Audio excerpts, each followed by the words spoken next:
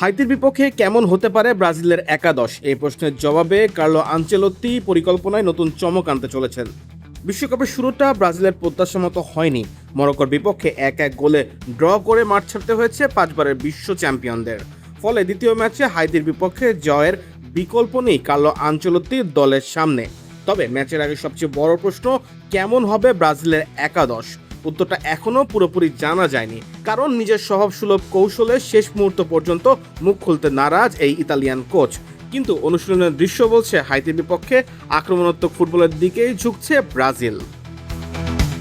রুচি চানাচুর 300 গ্রাম ও 500 গ্রামের family pack, এক প্যাকে পুরো পরিবার। ফিলাডেলফিয়ায় ম্যাচকে সামনে রেখে গত 2 দিনের অনুশীলনে বেশ কিছু পরিবর্তনের আভাস দিয়েছেন তিনি। ব্রাজিলের সংবাদ মাধ্যম গ্লোবোর তথ্য অনুযায়ী রক্ষণভাগে ইবানিয়েজের জায়গায় সুযোগ পেতে পারেন অভিজ্ঞ দানিলো।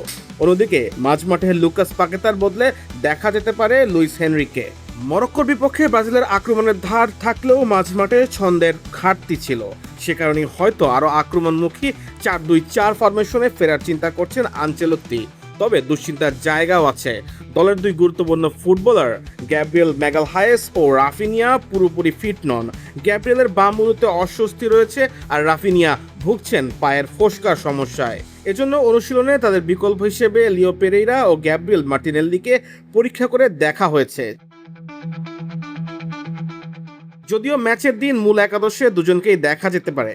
মাঝমাঠে আরেকটি লড়াই চলছে। ফ্যাবিনহোকে সাম্প্রতিক অনুশীলনে ব্রুনো গিমারেসের পাশে খেলানো হলেও ক্যাসেমিরোর ফেরার সম্ভাবনা উড়িয়ে দেওয়া যাচ্ছে না। মরক্কোর ম্যাচে হলুদ কার্ড পাওয়ার পর বিরতির সময় তাকে তুলে নিয়েছিলেন আনচেলত্তি। এবার এই অভিজ্ঞ মিডফিল্ডার আবার শুরু থেকে সুযোগ পেতে পারেন। আক্রমণ ভাগে ইগোর থিয়াগো ও মাতেউস কুনহার মধ্যে প্রতিযোগিতা চলছে একটি জায়গার জন্য। অনুশীলনে এগিয়েছিলেন ইগোর থিয়াগো, কিন্তু চূড়ান্ত সিদ্ধান্ত এখনো নেননি কোচ। এরই মধ্যে ব্রাজিল শিবিরে সবচেয়ে স্বস্তির খবর এসেছে নেইমারকে ঘিরে।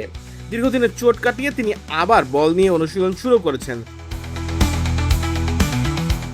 যদিও তাকে নিয়ে কোনো তাড়াহুড়া করতে চাইছে না টিম ম্যানেজমেন্ট।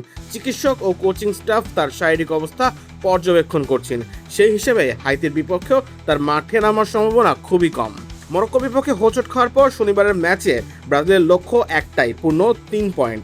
আর সেই মিশনে আনচেলত্তি যদি সত্যি 4-2-4 ফরমেশনে ফেরেন, তাহলে হাইতির রক্ষণভাগকে কঠিন এক পরীক্ষার মুখোমুখি হতে হবে। বিশ্বকাপের শুরুতে হারানো ছন্দ ফিরে পাওয়ার এটাই হতে পারে সেলেসাওদের সবচেয়ে বড় সুযোগ। কাউসার মুজিব অপূর্ব, খেলা 71।